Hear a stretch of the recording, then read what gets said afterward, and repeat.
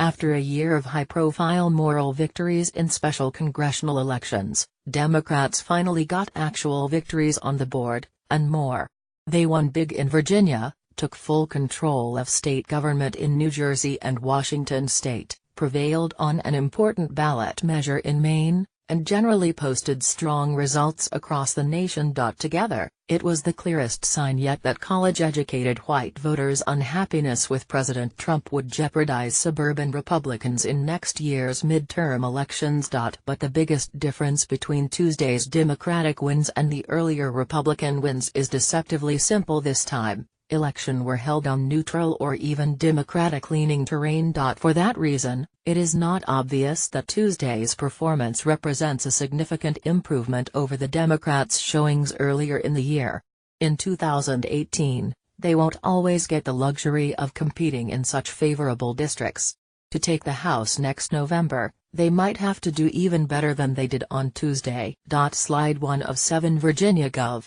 Elect Ralph Northam celebrates his election victory and addresses supporters and at the Northam for Governor election night party at George Mason University in Fairfax, Virginia, Tuesday, November 7, 2017. Photo gallery by Photo Services. Make no mistake, the results Tuesday are fully consistent with a so-called wave election, like the ones that brought Democrats to power in the House in 2006 and back out in 2010. All of the conditions for a 2018 wave are in place.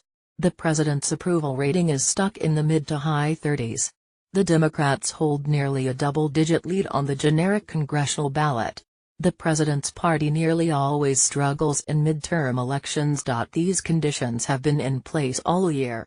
It just hasn't yielded Democratic victories until now because the high-profile races have been fought in reliably Republican areas, districts that voted for either President Trump or Mitt Romney by at least 15 points. But Virginia voted for Hillary Clinton by 5 points in 2016, and it backed Barack Obama twice as well. New Jersey, Washington state's 45th Senate District, New York's Westchester and Nassau counties and Maine are generally even more Democratic-leaning. The big surprise of the night was the huge Democratic surge in Virginia's House of Delegates, but that also came in Clinton country.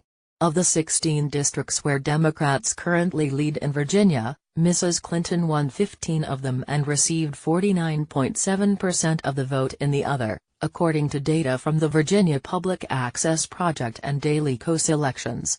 12 of those 15 districts voted for Mrs. Clinton by at least 5 points. Just because Tuesday's victories came in states or districts won by Mrs. Clinton doesn't mean they can be dismissed, however. College-educated white voters, paired with non-white voters, could profoundly endanger the GOP in traditionally Republican, upscale districts. Up until the polls closed in Virginia, it was reasonable to suppose that Mrs. Clinton's performance represented something of a ceiling for Democrats in well-educated areas. It would be easy, the theory went, for Republican voters to distinguish their longtime Republican representatives from Mr. Trump. Jon Ossoff's failure to outdo Mrs. Clinton in Georgia's 6th congressional district seemed fully consistent with that possibility. But well-educated voters in Virginia didn't appear to make any distinction between Mr. Trump and their incumbent representatives. Ed Gillespie, who was thought to have run a pretty strong campaign for governor against Ralph Northam, wound up running well behind Mr. Trump in many well-educated suburbs, a possibility that few imagined heading into the contest. The catch, though, is that the overwhelming Democratic strength in well-educated areas did not cross the political divides of the 2016 election into white working-class areas. In fact, Mr. Northam, a Virginia Military Institute graduate with a strong Southern pedigree, didn't even come close to matching Governor Terry McAuliffe, Mr. Obama or Senator Tim Kaine in rural Western Virginia. Democratic state assembly candidates didn't run well ahead of Mrs. Clinton, either. Yes, the political divisions of the 2016 presidential election wound up working pretty well for Democrats in Virginia, a highly educated state. But this might not be the case for Democrats in a lot of the rest of the country. There are only 11 Republican-held congressional districts in the United States where Mrs. Clinton won by 5 points or more. Even if Democrats swept those 11 districts, it wouldn't get them far toward the 24 seats they need to flip the House. To my surprise, it's not obvious that a rerun of the Virginia House of Delegates election on a national scale would yield Democratic control of the House. Without greater strength in areas that supported Mr. Trump, it would still be a toss-up. The good news for Democrats is that the